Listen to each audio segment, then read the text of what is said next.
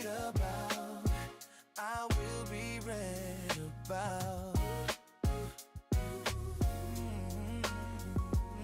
Some people you read about, I will be read about. Ooh, yeah, legacy. I'm talking about legacy. I'm talking about legacy. I'm talking about just wait and see. I have been doubted my whole life. This time to prove myself right. Nobody knows what's inside of you, so don't expect for them to. Your dreams and thoughts belong to you. You must make them come true. The encouragement that you seek is inside of you. Some people you read about, I will be read about. Some people you read about. Some people you read about, I will be read about.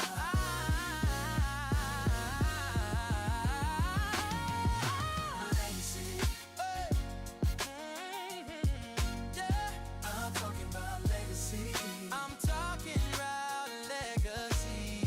I'm talking about legacy. I'm talking about just wait and see. I'm talking about just wait and see. So I'm talking about legacy. Here we had a last. Oh yeah. I'm talking about legacy. Louis Latimer. Oh yeah. I'm talking about legacy. Gary Morgan. Oh yeah. I'm talking about just wait and see. I'm talking about legacy. Oh, Patricia Bell. Oh yeah. I'm talking about legacy. Jerry Lawson. Oh yeah. I'm talking about legacy. Alice Parker. Oh, just wait and see. Some people you read about, I will be read about.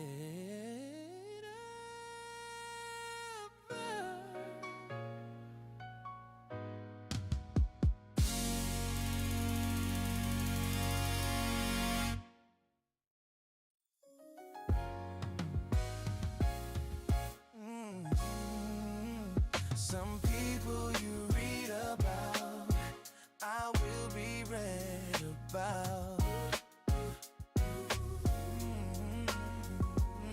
Some people you read about, I will be read about. Ooh, yeah, legacy. I'm talking about legacy. I'm talking about legacy. I'm talking about just wait and see. I have been doubted my whole life. This time to prove myself right. Nobody knows what's inside of you, so don't expect for them to. Your dreams and thoughts belong to you. You must make them come true.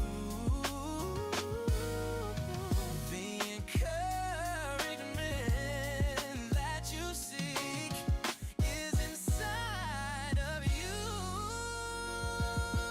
Some people you read about, I will be read about.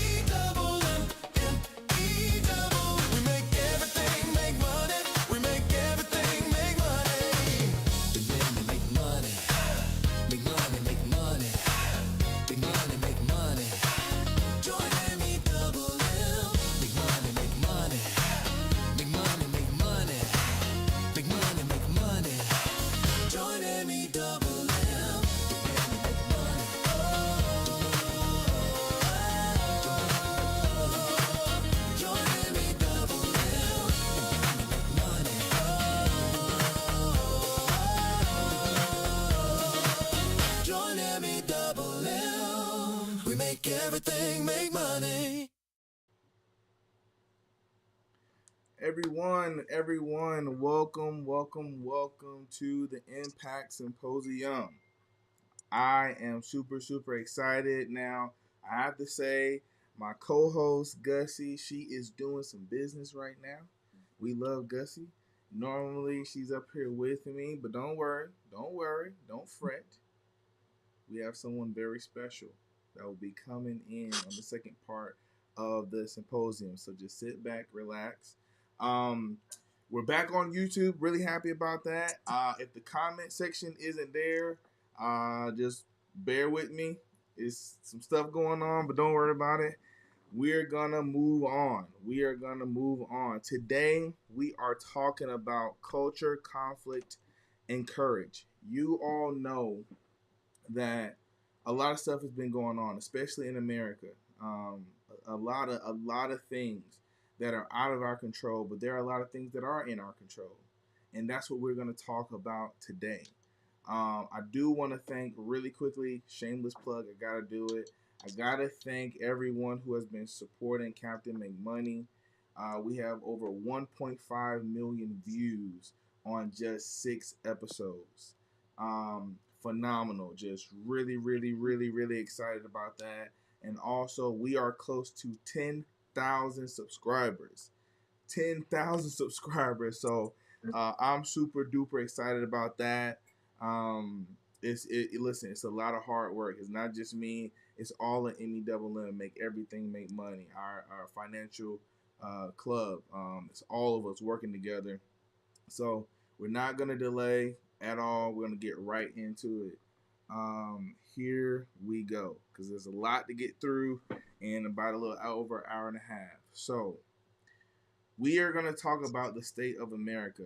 And the reason why I'm focusing on America right now, obviously, there's stuff going on all over the world, but we're going to focus on America because America's all over the news for multiple things, right? And so most of the people are here. But we do have supporters from everywhere. And I want to shout out, I want to shout out Africa. I want to shout out Thailand. They have been huge supporters of our channel. So definitely want to shout them out. But we're going to talk about America and what's been going on. Where are the jobs going? Let's talk about it. I'm in IT, amongst other things. But I'm in IT, and I'm telling you, it's a bloodbath. People are getting laid off by the hundreds of thousands. You see it on the news all of the time. It is scary, but it's not just IT. Government laid off. Now, I know when I was growing up, it was get you a good government job. Why? It's safe. Not anymore. Not safe anymore. Office and administrative support. 1.3 million jobs have been cut since the beginning of the year. Retail, almost 500K gone. Warehouse, we had a MEWM member, Terrence. He sent me a video.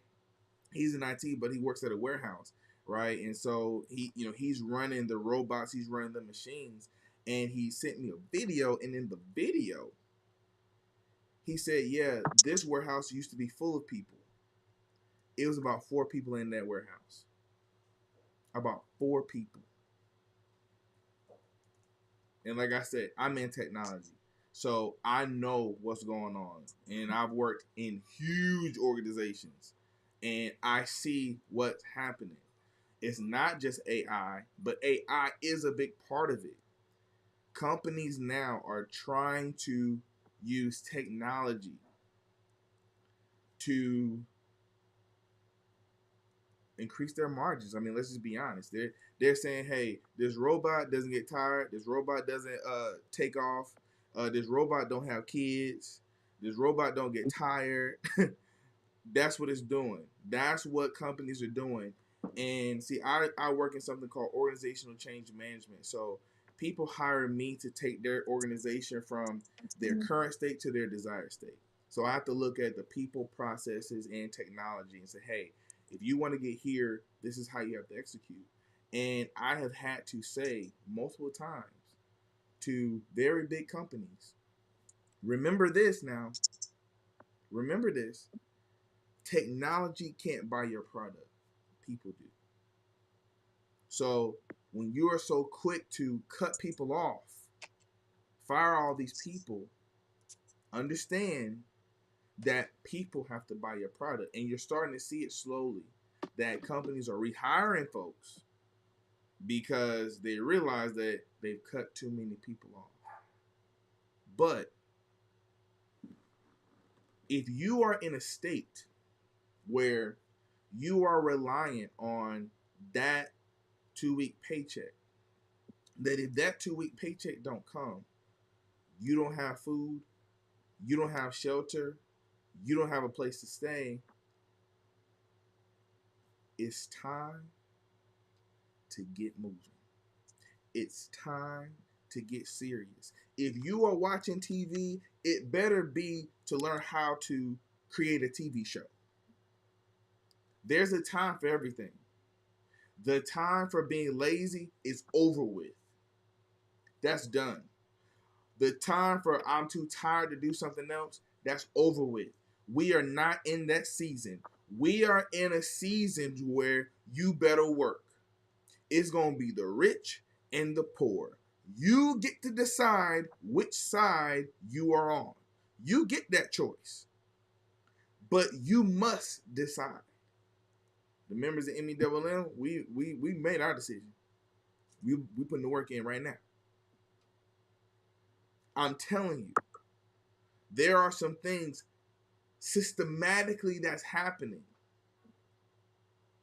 where if you don't have money saved, and I'm talking about where you can literally live 3 months, 6 months, if you don't get a paycheck, it's some trouble around the way. It's some trouble. And I'm not trying to scare you. I'm telling you the truth. And I can prove it. I can prove what I'm saying. So I don't know if you all have seen this, but I'm about to educate some people really quickly. Sleeping outside is now a crime. Being homeless is a crime. And I'm going to show you the states and everywhere, but I need to explain this to you.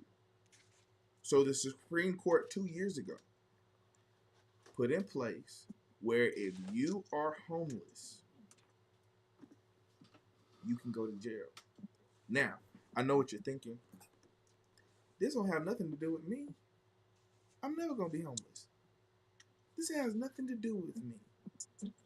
Just calm down and let me talk to you for a second. Now, we just saw that people are losing their jobs at rates that we have not seen since COVID. As a matter of fact, they're on track to beat COVID numbers. Loss of job. Now we have states, Texas, Missouri, Tennessee, and Utah, and I forgot North Carolina.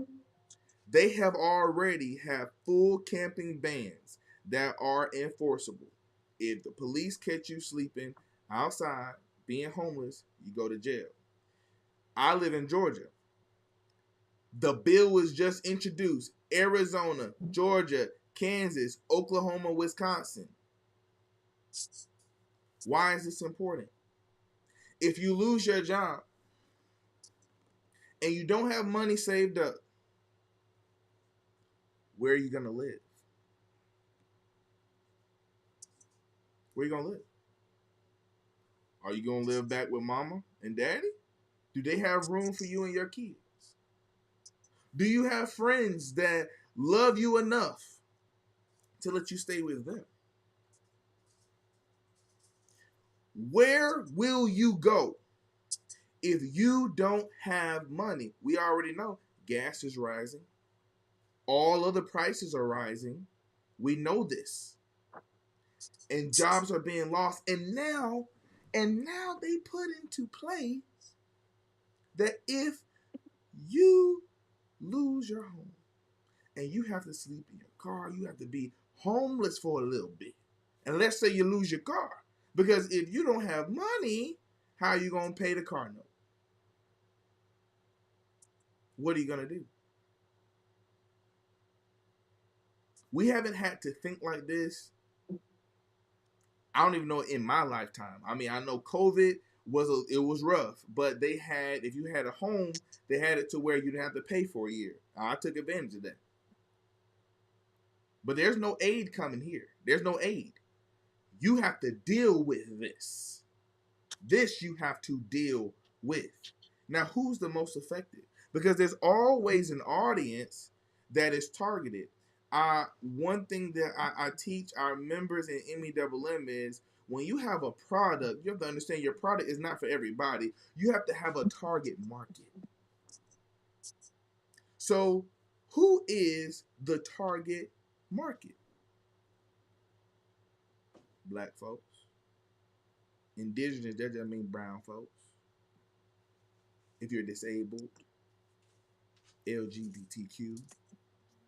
You know, when the whole DEI thing, that was systematic too. That was systematic. Yeah. This is a whole plan that's happening.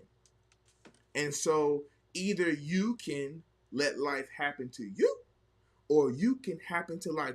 It's up to you. It's up to you what you decide and who you decide to be and what you decide to do. It's my job just to give you the information. That's my job. Now, there are people that are outraged by this from a federal perspective to say we don't need to do this. Those talks have been stalled, meaning that it's already in law in the states and it's going to continue like that. So let's say you get caught first time, it's $500 mandatory fine plus 6 months in prison. You lost your job. You ran on hard times. They catch you again, it's 1 year in prison with a $3,000 fine. So again, my question is, do you have people close to you enough that you can go stay with them? If things get terrible, if things get real bad, who do you have? Who do you have? You better rely on God and you better rely on you. It's time to get to work. I said that before. I said it before. It's time to get to work. Those gifts that the Lord placed you with, that you have, that you're giving away for free, you better stop. You live by two things now. You barter or you charge. Barter means that, hey, I'll do this for you, but you got to do this for me. Reciprocity. Or, hey, I'm going to need to get that money about your brother. Brother, I'm gonna need that money about your brother. So for those that are uncomfortable with, charging for your services, you better get out of that. Because all the other races, they charge you for what they do. They're not working for free. It's us that's doing stuff for free. They gotta stop. It has to stop. It has to stop. Now let's get, like I said, we gotta break down the numbers. I'm a data guy. I need the numbers. I need to understand what's happening. We are in a financial crisis. Credit card debt is higher than it's been in years. People spend everything, putting on credit. I just paid off all my debt. I just paid everything off. I'm expanding my business. Those that didn't even know, I'm expanded. I've had to pay a lot of money out. I just paid everything off. No debt. Because I understand what's happening. They said 32% of Americans have maxed out credit cards. So if money's gone and credit's gone, now what? Now, what do? Almost 40% of Americans are relying on credit cards to make ends meet. So I know that on YouTube and on Facebook and IG and TikTok, it seems like everybody balling and everybody doing their thing. It is a lie. It's on credit. And that credit card payment is going to come due. And what you're going to do when they come for you, what you're going to do. We're about to talk about the trauma of what all this happening, but I got to lay out the facts first. I got to let you know what's happening because it's not time to play. The time for playing is over. You need to be a producer, not a consumer. 1 in 3 Americans have zero emergency savings to cover a $400 bill. I'm talking about have the cash. People put stuff on credit. This is Americans. This means this is people with families, with children. These are adults. These aren't just your college students. These are adults. I just told you. Systematically, we're in a crisis because now I know everybody love to do GoFundMes, baby. I wouldn't rely on that. I wouldn't rely on GoFundMes at this time. I would rely on God. I know you got a plan for me. I will do the work. You do the rest. That's what I would rely on right now. I would rely on it's time to get to work. It's time to use my skills and my gifts in a manner that can produce some MONEY. That's what I would do. That's what I would do. Now, some men have figured this out. That we in crisis. they have figured out we are in crisis. And they my age? Nah, they my age, they ain't paying no bills. I might be homeless. I ain't trying to be homeless. And even having a sugar mama, you know, her funds might be tight. Men have gone to sugar grandmamas, sugar grannies now. You hear me? That is their homeless immunity plan. You need a homeless immunity plan. How are you going to stop yourself from being homeless? 65, time to let it ride. 73, look like me. All I'm telling you is these men have said, you wonder why dates is a little slow right now? Because they with your grandmama. Yeah. They are with your grandmama. They with your grandmama. Because they're not trying to be homeless. Now MEWM, now we also are working on our homeless immunity plan. We are as well.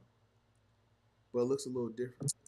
I'm so proud of the slide I'm about to show you guys. I'm so proud of this because we have members that have said, I know I'm an expert and I know I need to build product, and we are building product. We are building product. We have Glow and Grow is right here. So I know it's covered, but I got it. Right here. Crystal Van, that's out right now. We got Pressure to Pivot by Akeem Raji. Will be out this summer. Most of these will be out this summer. If they're not out now, they'll be out this summer. We have the Trauma Lens, our esteemed guest, and Alexis. We got, I call it Kia. We got Kia. rhyme and reason, fun way to learn about bookkeeping. We got The God That Met Me There by Tamia. I call her Mia. Powerful. We got The Heart of the Caregiver. I call her Sister Jackie. I Will Fight for You. Powerful, powerful woman. Miss Regina. It's my dog. Terrence. When Mom Forgets. Powerful. My brother, Jason Larkin. The Secret Keeper. And last but certainly not least, Miss Mary. She's a nurse. And she has the nurse's eye. These are all members that said, I understand what's going on. I understand that I need product. I understand that I'm going to do my part. I'm going to do what I'm supposed to do in order for God to do what he's supposed to do, because I'm not going to be homeless. That's what we're doing. We are investing the time, believing in ourselves, and helping each other so we all can be successful. Now, you don't have to join MEWM, but you do need to get some people around you that your conversation is about progress, not mess. I said you need to get people around you that your conversation is about progress and not mess. Now, I know some people are saying, well, I can't write a book. Fine. Fine. We do more than write books. But let me give you some things that you can do. Some things that are not technical and some things that with just a little work on the computer, you can get really quickly and then start charging for it. All right? See, I'm thinking about both sides. But I want you to know that almost 40% of Americans, 80 million people, they got side hustles.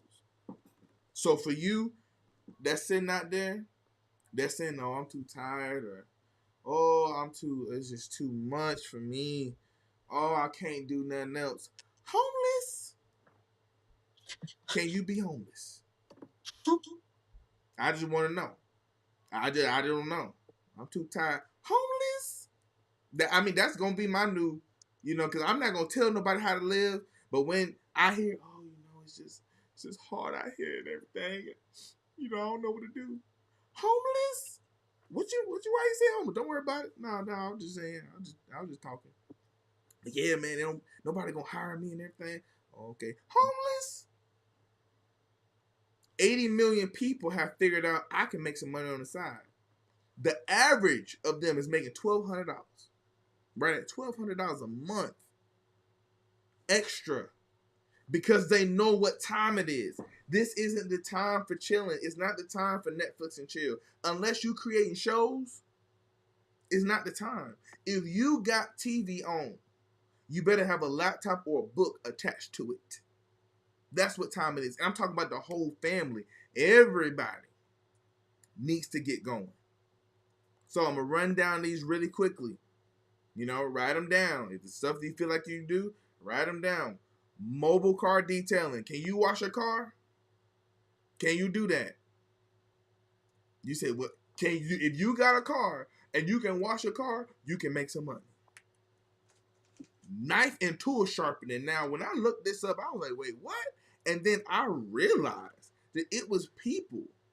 It wasn't just machines. It was people in there. They got machines, but they're saying, hey, when you go out to eat and you realize that, oh, wait, this knife is dull, because companies use them all the time.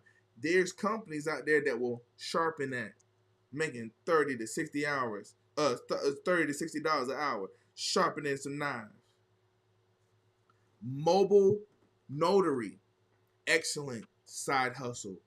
Excellent. I just had a member call me about this and I'm thinking about it. I said, go do it. Go do it. You can make up to $150 every time you stamp. Can you stamp? Can you stamp? Parking lot cleanup. Listen, your house might be dirty, but can you clean up a parking lot? Because they paying people.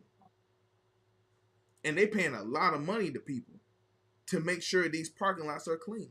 Can you do that? Senior tech support. Now, you own Twitter all day. You own Instagram and TikTok, and you scrolling. Guess what? We have elderly that are getting older every single year. Why don't you help them? Why don't you start a business helping them do the things that are basic to you, but they need help on? These are real. Home and state organization. Can you clean up a house? If you can clean up a house, you can make some money. But now, oh, Dwight, that sounds like hard work right there. Homeless? That's my answer. Homeless.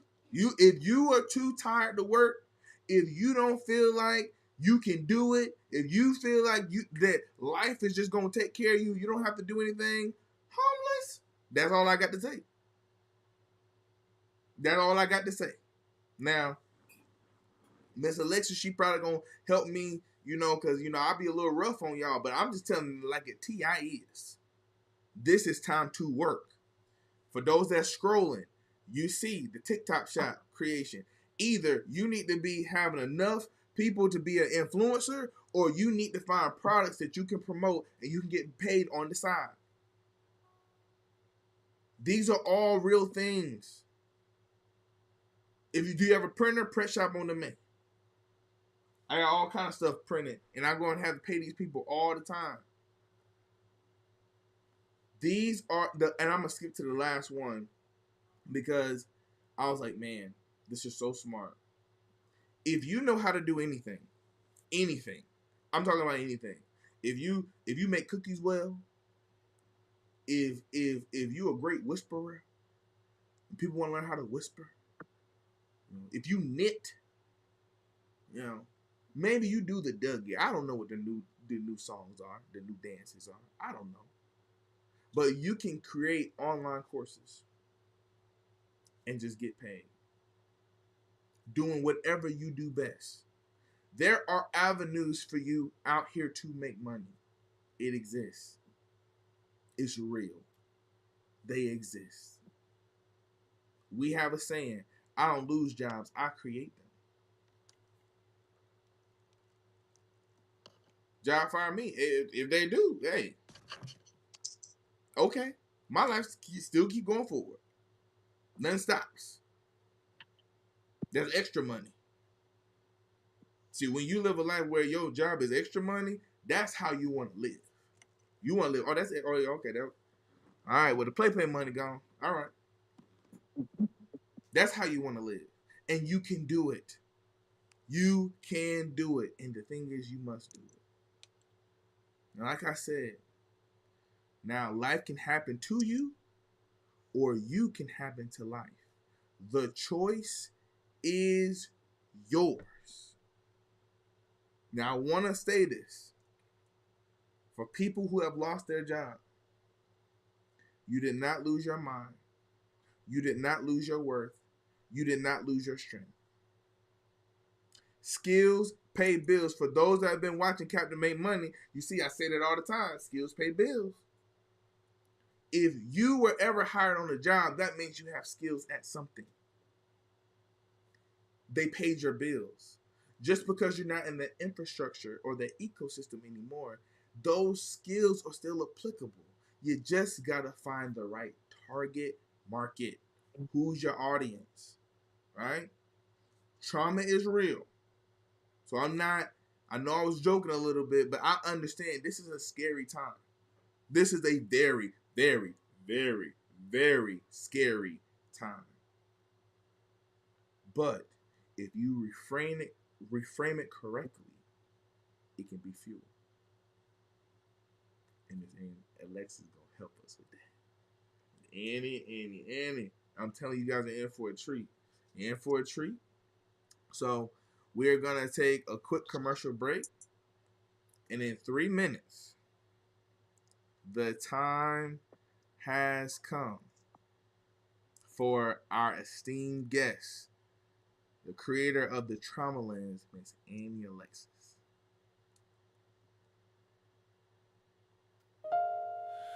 Welcome to the trauma lens.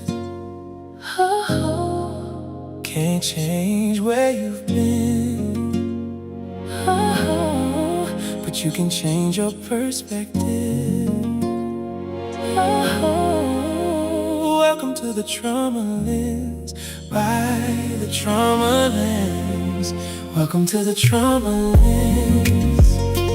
Oh, you can't change where you've been. Oh, but you can change your perspective. Oh, welcome to the trauma lens. By the trauma lens, you often feel confused. Sometimes you've been misused.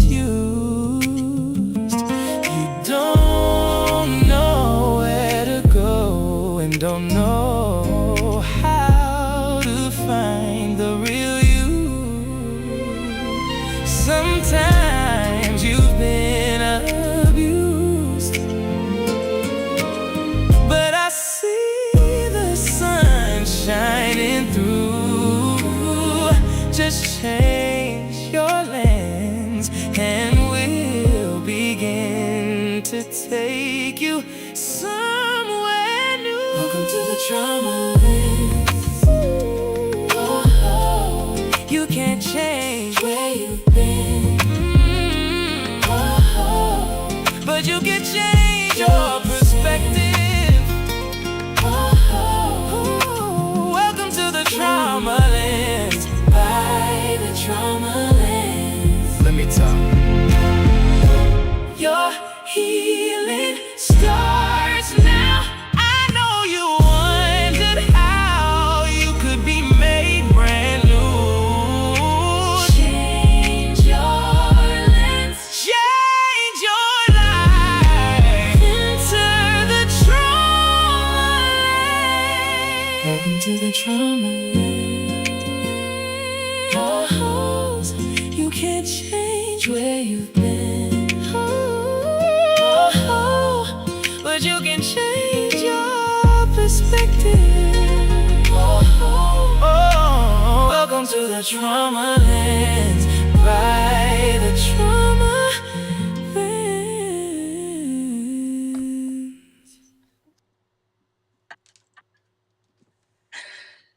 All right, all right, all right. Woo! The Trauma Lens. I'm telling you, that sounds like a hit song to me. I don't know.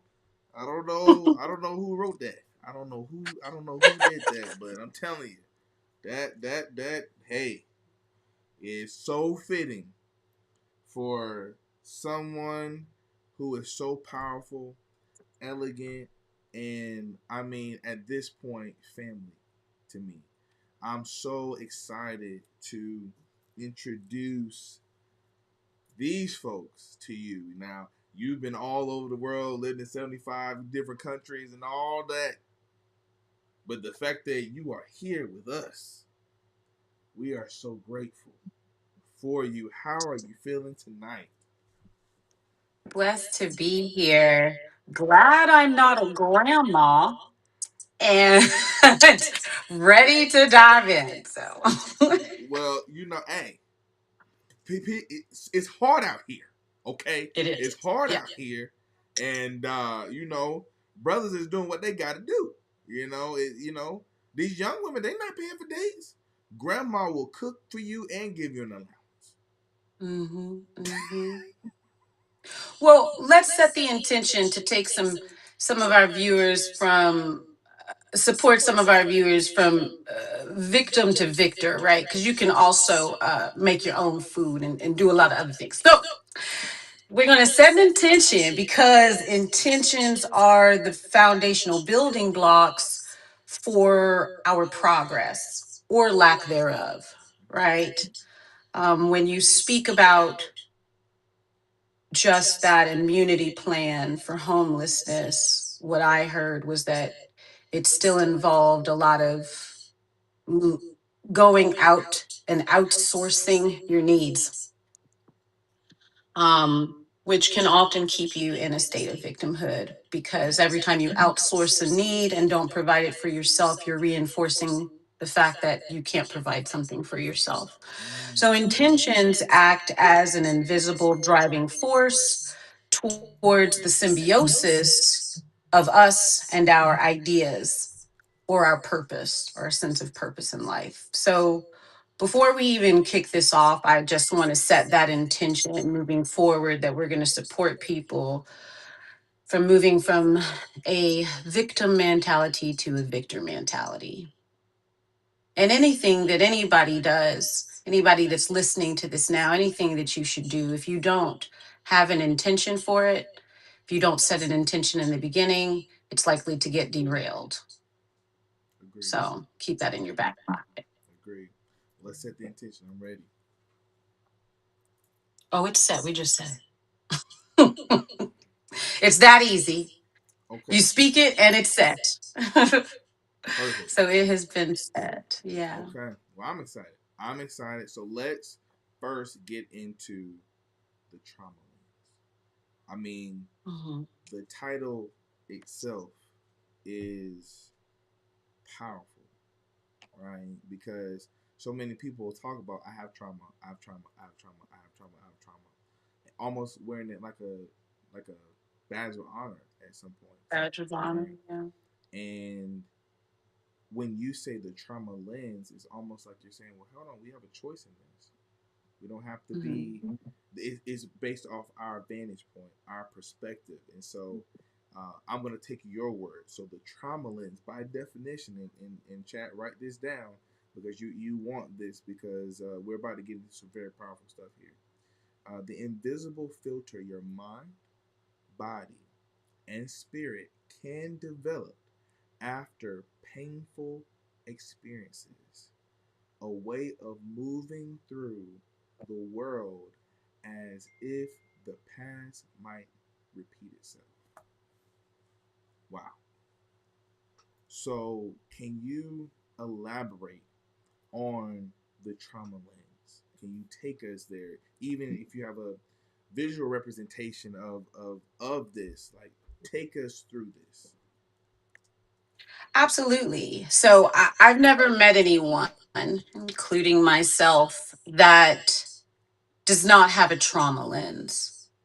Um, and I do have. So, like, if you think of this jar, right? This is your lens, and we come into the world, and it's nice and clear like this, right? We see things clearly, but we're babies, so there's not much we can do with that clarity at the time. And then, I don't know, somebody like maybe yells at you when you're not prepared, and boom. And then maybe somebody, you hear arguments in your family household. Maybe there's aggression in there. Maybe there's drinking in your home or drugs. All of these are traumatic experiences that teach us to build up walls against the world. And they also cloud our lens. You know, we got some first boyfriend, second boyfriend, third boyfriend. We got some falling downstairs, getting into car accidents, right? And you see what's happening here. This lens is getting covered more and more. It's getting harder to see through without the colors shading the perspective, shading the view. So when we begin to heal from the trauma lens by no longer regulating the emotions of others, or people pleasing, or being a savior or a hero, or all the ways in which trauma can manifest: overachieving, need for validation externally constantly, a lack of ability to self regulate. All of that peels away, and we begin to regain that clarity in our lives that's been masked by that lens. Most of us spend our lives trying to avoid the experiences that we've already had, which means that we're keeping those experiences ignited and alive inside of ourselves at all times, rather than moving past them and moving on towards the things that we could achieve, the greatness that we could have. We're constantly limiting ourselves by the traumatic experiences that we've had in the past, with the fear that they will, of course, repeat themselves again. So we become quite avoidant. We build up walls. We see ourselves differently. We shift our ideas of worth and perspective about who we are. And then we start navigating the entire world through this trauma lens, which is nothing but a limited perspective that prevents us from being able to reach our goals, feel like we're living authentically, and really show up in a way that's honest and true to who we are. I mean, when you say that, I'm thinking about just the people that I know, the things that I see online, and it seems like the trauma lens is something that people need to discover very quickly because they are sinking. That right? It everything's on repeat. Relationship bad, job bad, money gone, mama mad, daddy issues, over and over. It's like a hamster wheel, and I don't see a whole bunch of healing. I see a lot of complaining, and so I'm a person, I'm very logical. So that's why I love talking to you because you help me from different perspectives. So I think about the root cause of everything. And we were talking earlier, and you mentioned that stress. Our body, when we experience stress, that is the kind of starting point for, for the downhill spiral. Can you break down how stress um, plays a factor in our trauma lens? Absolutely. It's the response system for the trauma, right? It's the whole nervous system response that we get is influenced by stress. So when we're fight, flight, freeze, that's how we know stress has come into the moment and our nervous system is being impacted. When our nervous system consistently gets fried, it's brain fog, it's lethargy, it's constant agitation, it's mood swings, it's feeling lost, it's not being able to communicate in relationships, it's reactionary behavior instead of thoughtful responses. Right? When our body gets stressed, especially in an environment like this one in the United States of America, where the baseline for existence is stress, it's really compounding. And it's pretty essential that if our desire is to begin to navigate the trauma lens to see more clearly, to catalyze healing, one of the very first things that we have to do is start to manage stress, because we can't think clearly when we're in a state of constant overwhelm. You cannot find solutions when all you see is problems because you're spiraling. Hold on now. Stop. Hold on. Rewind. Hold on. Because I had to take notes. Hold on now. You just said, you talked about the state of overwhelm. Do you know people live in overwhelm? I hear I'm overwhelmed all of the time. Those are words that people use just all. It doesn't matter what happens. Somebody can cut them off. Oh, I'm overwhelmed. I'm stressed out. I'm stressed out. Oh my gosh. Oh my gosh. And so essentially you're saying that when we're saying things like that constantly, we're not doing a good job of this stress mitigation. Like we are just we we're not doing that. Can you break down? I know we talked about three. I want to really break this down because I want to give people practical solutions on this stuff. How you manage your stress, that is the beginning point of how you can change your trauma lens. So I don't want to rush over this part. It's very, very key. Absolutely. So, what you're describing right now is the victim mentality, right? Like, the stress, like it's been put upon me. But that's not really how that works. Some of it is, some of it is. But the truth is, we choose a lot of the stressors that we have, which is so in the process of managing stress, there are three things. There's mitigating stress where you can, there's planning for stressors that you know are coming, and then there's not onboarding new stressors. Average person's favorite is onboarding new stressors. That's almost everybody's favorite because that is part of what gets us our societal positive feedback is onboarding a whole bunch of stressors that we don't need. This kind of car, these kinds of clothes, this kind of phone, right? I lose my job and then I'm driving home and then I see the puppy on the side of the road and I pick it up even though I know I have no income and can't continue to feed the animal. I pick it up and I take it home as a reactionary response to my feelings of loss and rejection from being fired, right? Rather than managing and self regulating those emotions, I act in a way that is reactionary and I compound my own stress by onboarding new stressors when I didn't need to. And that can be extrapolated to a variety of different circumstances that I'm sure are coming up in people's minds as they listen to this right now. They can say, oh, I do that in this way, or I do that in that way. Like maybe, I don't know, I have 5 children ranging from the ages of 9 to 17, yet I'm the only one doing laundry. I'm the only one cleaning the house. I'm the only one making food. Like nobody else in here has hands or legs or brains.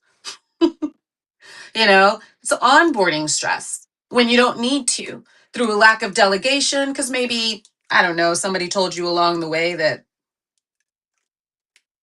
you should do everything for everybody if you wanted to feel valuable in the world.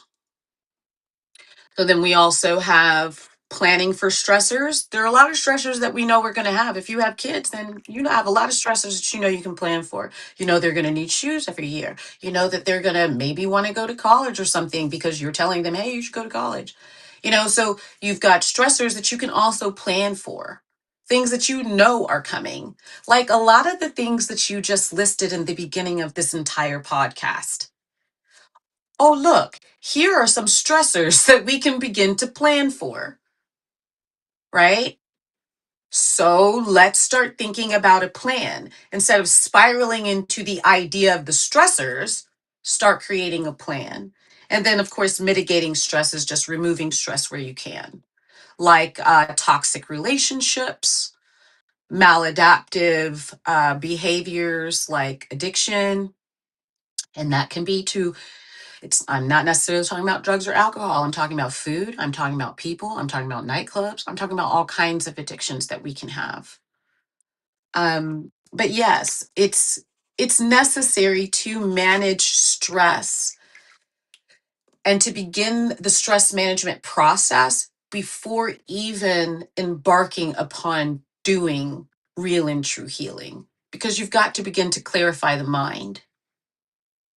And there's all kinds of ways to do this. There are passive ways and active ways to do this. I'm listing more active ways, but of course, there's things like meditation, guided hypnosis, doing body work, that can all contribute to de-stressing the body, the nervous system, the mind, the spirit.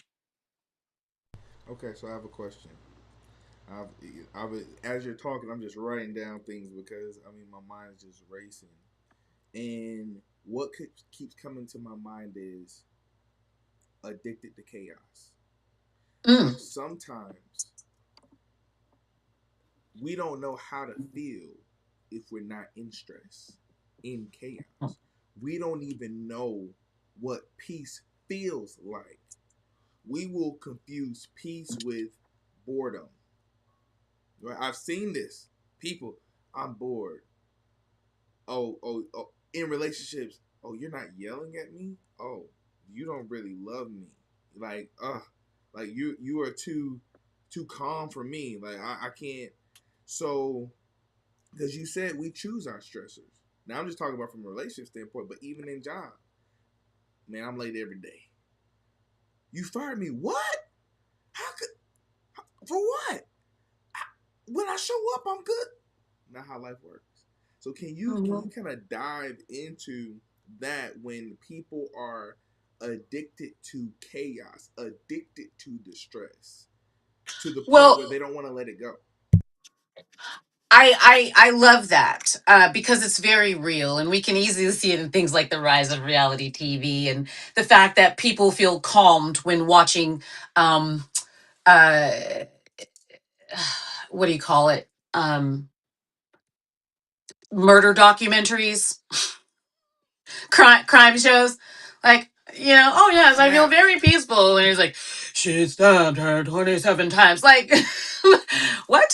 So, anyways, yes, that's very real. I wouldn't say it's so much of an addiction as it is a familiarity. And what is familiar is not always safe. But when we grow up in chaos, in chaotic homes, then that's our baseline for reality. So when that's not happening, we feel misplaced in reality and we make it happen because we're not sure what to do. This just doesn't feel familiar to me. The way in which I can make it familiar is starting drama. It's so peaceful and calm in here. Maybe I should pick at this person and start pulling that thread because also it's attention seeking behavior, just like a child throwing a tantrum, right? Doesn't care whether it gets positive attention or negative attention. It just cares that it gets attention. So you'll see that, especially if you grew up in a household where you like to yell and argue and then somebody gave you a candy. Oh my goodness. To shut your mouth. They gave you a snack. They gave you what you wanted. So then you go through the world thinking, oh, if I yell and cause a problem and cause a scene, then I'll get what I want. And you repeat that behavior, even though you might not feel aligned with it, even as you get older. You'll still repeat it because it feels safe to do, because it's so familiar. And part of healing is really recognizing through the nervous system what is safe. Explain. And when you Explain feel that. your heart rate, yes, because when you feel your heart rate increasing, when you feel your mood shifting, when you feel agitation coming up, that's your entire nervous system telling you that what you're doing is not supportive of you. But you're so familiar with that feeling of disconnection that you lean into it. And that place that is familiar becomes a place that is safe, even though it is doing a lot of damage to not only you, but the relationships that you're trying to foster. Okay, so what is familiar is not always safe. I know you Mm-hmm. know what you said, but I don't know if you understand the gravity of what you said because you think about it, people stay in situations, bad jobs, bad relationships, stay around family that is just using them. Mm-hmm. Literally It's the using them. ultimate perpetuation of the trauma loop. How do we break away?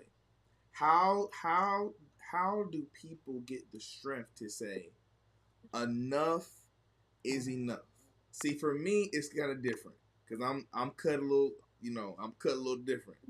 I'm so big into reciprocity in whatever I'm doing. I don't put energy in something to where there's not a return. Right? I just don't do that. Like I have to know that if I'm putting things in good ground, you plant. So this makes sense. I want to make sure that I'm putting things in good ground. If it's in good ground, then things should sprout up. If I'm doing my Mm-hmm. part. But if I'm putting things in good ground and it's all I see is weeds and termites and stuff, I need to go. So I could just leave. But everybody's not like that. Everybody's not. They're not like that. They are not like that. They will stay because of what you said, the familiarity. It's safe here. Were you always like that about reciprocity, No. Dwight? Nope. Uh-huh. So, okay. So then No, how I did you wasn't. change it? Yeah. Yeah. How did you change it then? You weren't always, I know you weren't always like that. I don't even need to ask questions. It's really No. rhetorical. just for the people. No, But how did you change it? How did you decide that reciprocity was a requirement for you? I got used one too many times. I don't I'll be honest, because I'm here to help. I have Mhm. been in situations where I was doing so much for people, and I realized that if if this person only calls me when they need something, if I needed something, could I actually call them? And as I started looking at the people around me, family, friends, relationships, and I'm like, hold on, wait a minute. They're only coming to me because they're like, oh, he's the source. I know he'll get this done, and I don't have to do anything. And so Mhm. it built up a callous in me and said, wait, time out. If that's how we're going to be, I don't need that. So that's what did it for me. And I'll be honest, I've been a lot freer since because I'm like, hold on now. You know, I don't mind giving. I have a giving heart, but I'm a matcher now. And I'm not talking about energy. I'm like, listen, if you aren't doing for me, I'm not gonna be doing for you. And I'm talking about someone who's always around, the familiar. It makes me look at people differently. Like it's no more friend, family. This I'm looking at your actions and I'm looking at your intentions, Mhm. and I don't have to tell them anything. It's just, oh, okay, you only got it. Okay, gotcha. Mhm. That's how I am. And I think that that's the signal that most people need. They kind of have to get fed up with their situations and their circumstances in order to begin to be propelled forward or to recognize that there's a problem in the first place. So you experienced trauma. Then, in a typical fashion of a trauma lens, you said, okay, now I'm going to do the reverse through continued healing and your onboarding feelings of self-worth over that time after drawing that line in the sand, making that boundary, you were then able to take it to a more balanced space and say, well, I am actually a giver.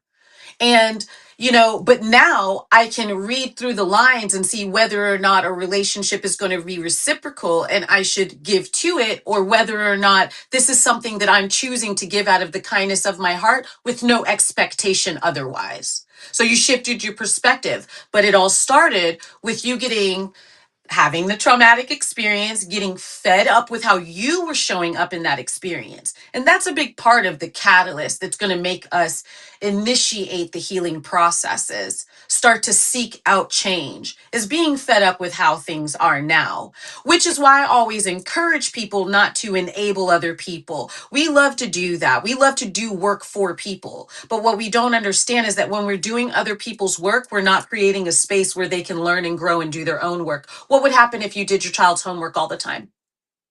They gonna flunk. What happens if instead of your child learning to read, you learn to read for your child? They can't read. Exactly. And that's what we do with everyone.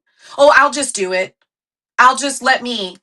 We're always trying to self regulate other people's emotions because that makes us feel more comfortable. Because really, the bottom line is that we don't know how to regulate our own emotions. So, as long as I can just be distracted by your emotions and make you the problem, I never have to look at me and I never have to get fed up with this and I never have to make a change. So, the first step is really recognizing, like in any kind of circumstance, that there is a problem in the first place.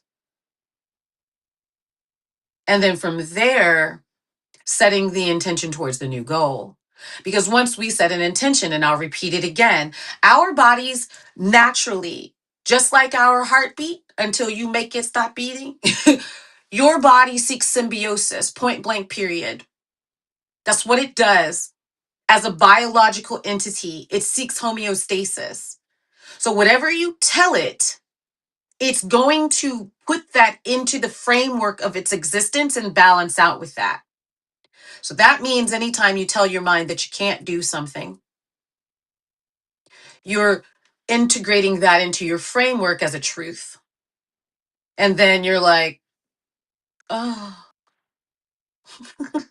everything's happening to me.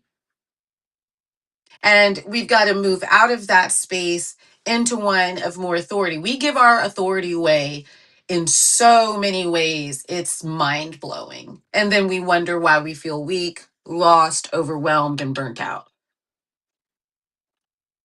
You're Okay. battery charging everybody but yourself. That's why. You're So making sure everybody else has what they need and not yourself.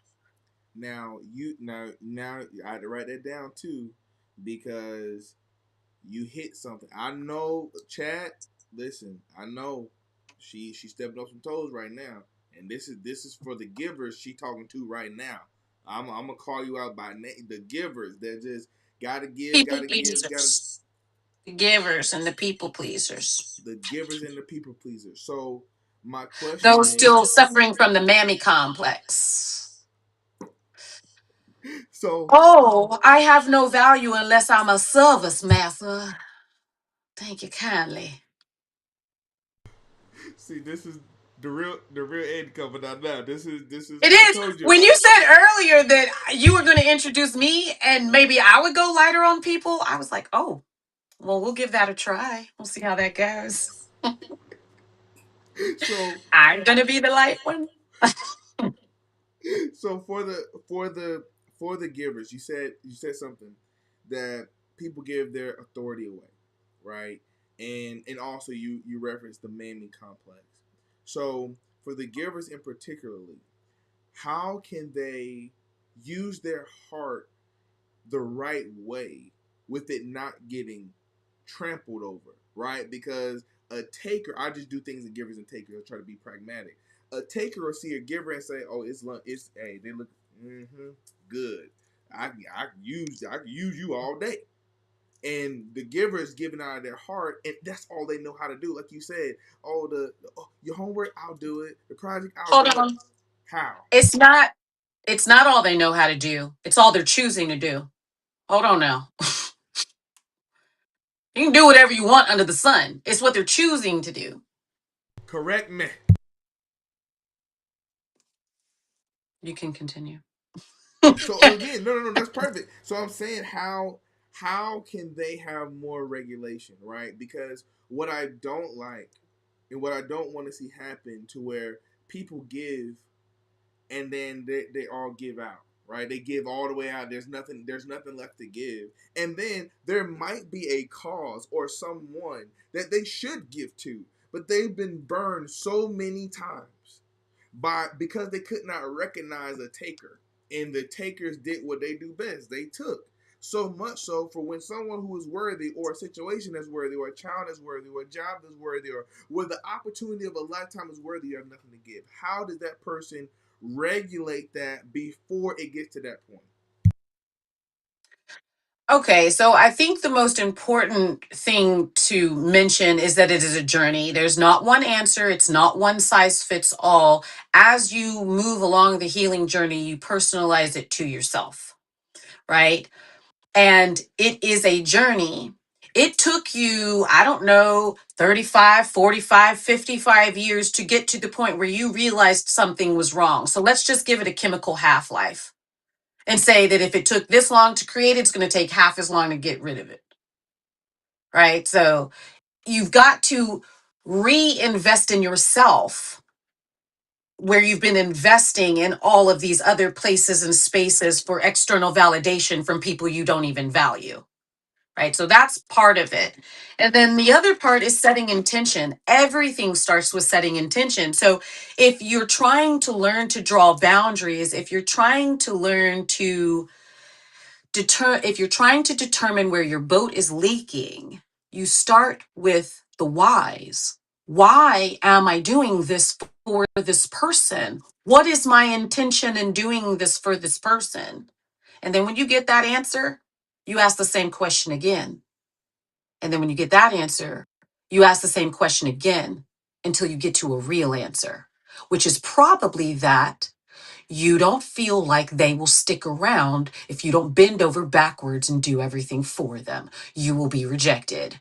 That is almost always the underlying pinnings of people pleasing, is a lack of self-worth without the value of other people giving you your value. So when you continuously ask, what's my intention? Why am I? Why am I? Why am I? Why am I? Why am I doing this? If you keep breaking it down further and further and further, not only will you start to get agitated with your answers because they're ridiculous, but also you will start to get agitated with yourself because you will realize how much you've been giving away and for reasons that aren't really valuable to you.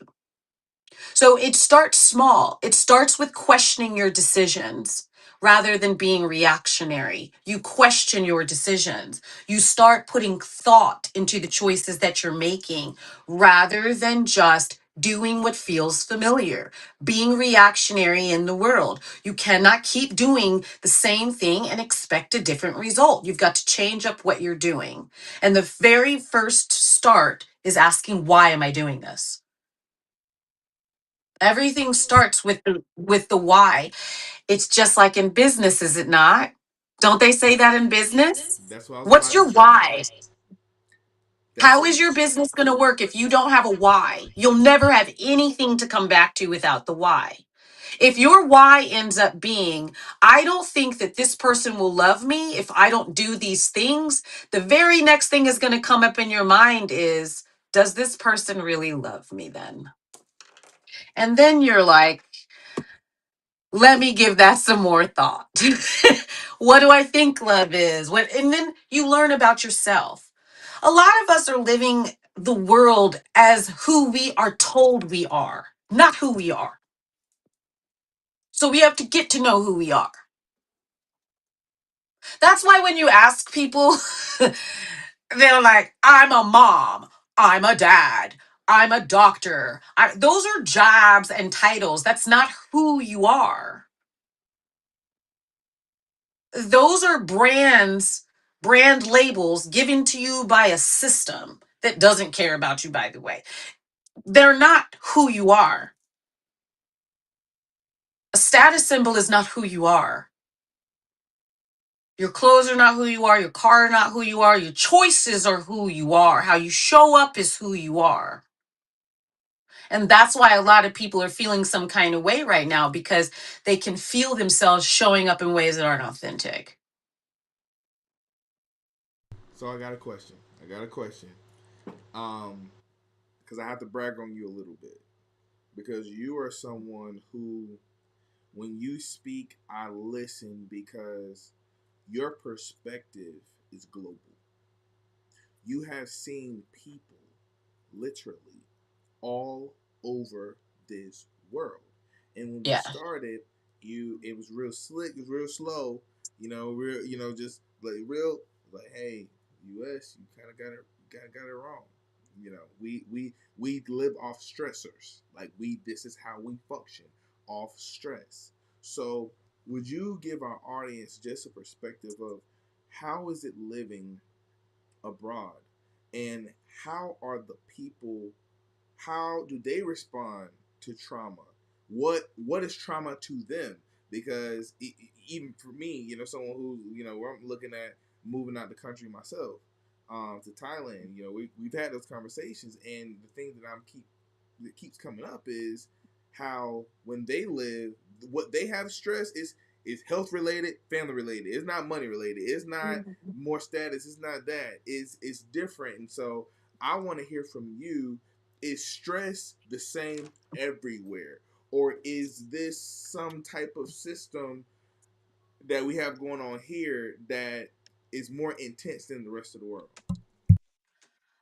Yes, it's definitely more intense than the rest of the world.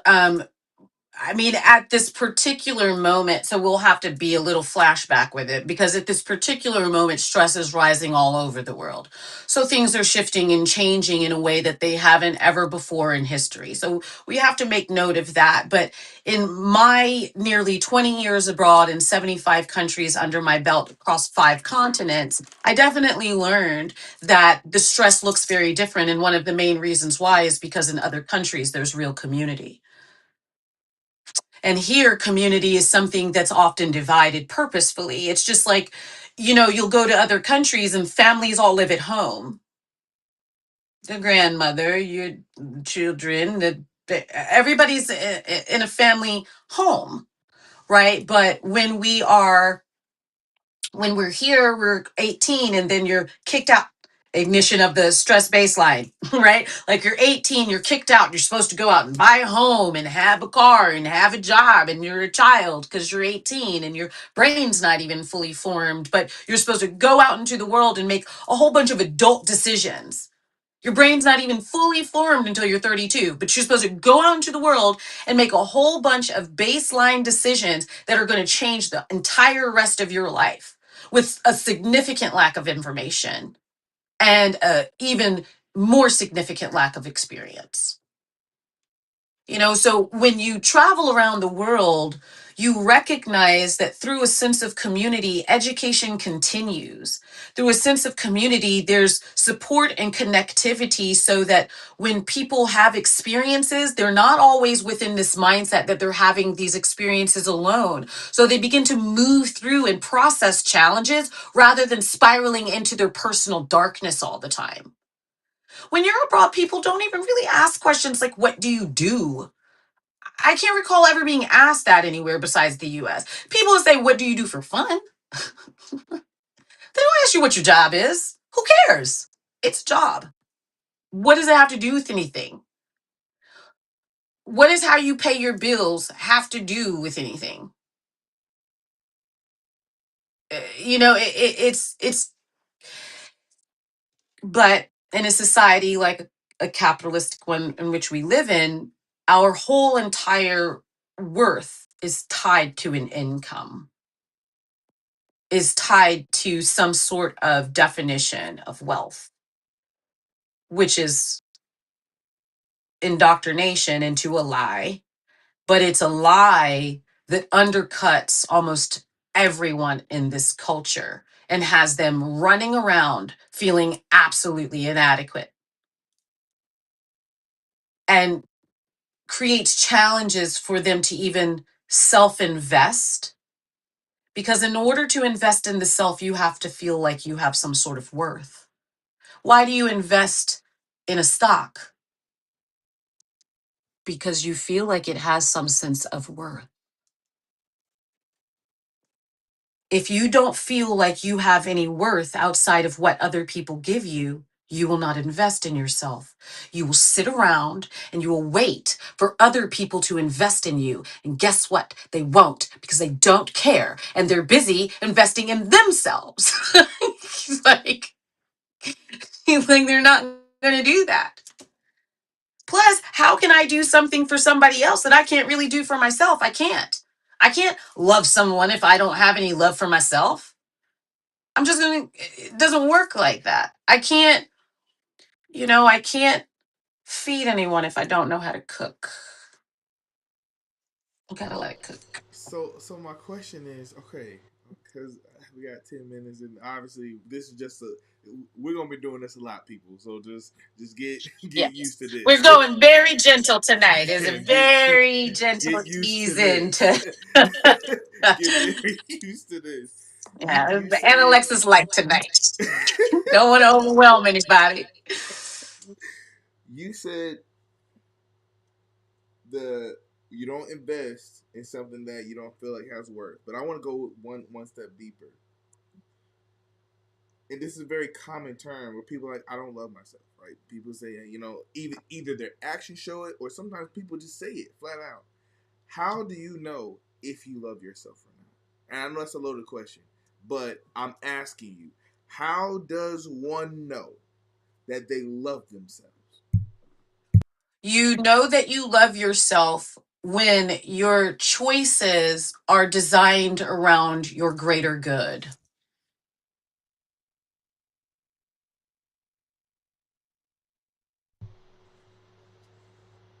Mm. If someone hasn't seen or can't see their greater good, how do they get there? Start your healing journey now.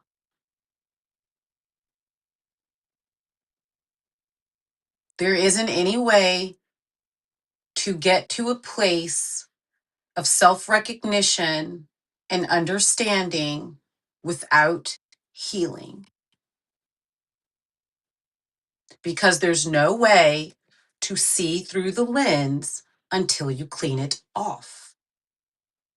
I don't drive down the street with my windshield covered in mud and expect not to get into car accidents.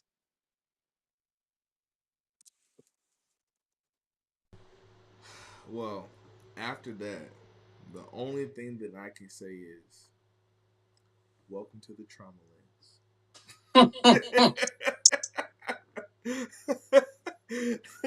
It will Every get you right, but you have to want to get right, right? Like you have to want it. You have to want something better for yourself. You have to get fed up with your situations and your circumstances and how you're showing up. And you have to put your foot down and say, no more. And then there are so many wonderful, beautiful, infinite things that you can do to heal, and you can micromanage it and create your own specialized little protocols that you keep coming back to and you shift every time you level up. And it gets really beautiful and it gets really wonderful, but you got to want it. It's no different than anything else. Instead of chasing all of these non reciprocal relationships in your life, start focusing on the ones that do reciprocate. And if you feel like you need to pour a bunch of your own personal energy into something, pour it into those relationships. Draw one boundary to begin your healing process. Take one thing out of your life today that does not serve you. Take it out. That will jumpstart your healing process. One thing. It's like a domino. If just like if I go to the gym, I drink more water. I drink more water, I detox more. I detox more. I find that I'm not eating McDonald's so much. It's a domino effect. If I don't start at the gym. I start by eating greens, right? Because everybody has their own process, not one size fits all. So you start eating greens, and then the more greens you eat, the less sugar you crave. And then the less sugar you crave, the more you realize that you can stretch and find more flexibility in your body. And then guess what? You might just end up taking walks around the neighborhood, and then those walks around the neighborhood turn into working out at home, and then the working out at home turns into going to the gym. It's all just a domino. So the first domino that you push over is one boundary. Draw one boundary. Say no to one thing that you know is up to no good in your life that you keep choosing. And then allow that to begin its integration into your mind, body, spirit, recognition. And then it will knock down the next domino, and then the next one, and then the next one. Everybody wants to think that it's so hard to heal, but when you have proper systems for healing, it's quite easy. A lot easier it is to struggle. At least when you're healing and in the process of healing, you realize things are coming up to come out. They're not coming up for you to wallow in them. They're coming up because you have the power to let them go. They're making themselves known so you can release them. That's the whole part. But we want to run from the triggers. We want to build the whole world around the triggers. Oh, well, I need you not to do that because it triggers me. I don't care what triggers you. You need to work on what triggers you. What is that? Not my monkey, not my circus. Not my bull, not my beep. You need to work on what triggers you. I'm not building a world of a padded cell around every 7 billion of these people. This makes no sense. And it creates a whole entire world of victims who can't do anything for themselves, which also means that they can't do nothing for me. So what's up with that? I don't want a world where I can't find reciprocity. And I don't know anybody else who would want that world. Now, I mean, maybe some people come to mind, but they shall remain nameless in this moment. So, you've just got to start by making one tough choice in benefit for yourself. You make tough choices to benefit everybody else all the time, but you won't make one tough choice to benefit yourself.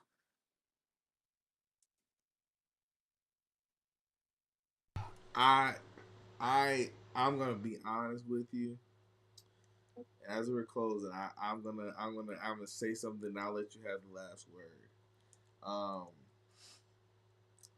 I'm overjoyed at what happened tonight. Um, the chat for some reason on YouTube it is out. My phone is on fire. People are like, "Oh, she cooking. Oh, she. Oh my god. Oh my god. You know, we helped somebody today. That's God that's willing. that's the goal. When you love hard, you should wake up and say, I want to help somebody today. And Annie, I want to let you know you helped somebody today. You helped me today. You helped people today. All the people that's gonna see this, you helped people today. You did. The trauma lens came from your mind. And I am so excited. The book that's going to be coming out this summer, the podcast that guys got a little glimpse of it that's going to be coming out very, very soon. I love the work that you have been doing. You know, since we started working together, since we Emmy double M's, and you and me, we just been like this, and I'm it's my personal business to make sure that the world sees you, sees the light of you, and I just pray that people got something today, that they walked away saying, okay, I can say no to one thing. I can Hmm. do that. I can do that. Or let me ask some questions. The five whys. That's how we in business. So in Six Sigma, we have five whys. And anytime there's any issue, we keep going down. And I said, "Oh my gosh, she's talking about the five whys." I said, "Oh, girl, you better go ahead.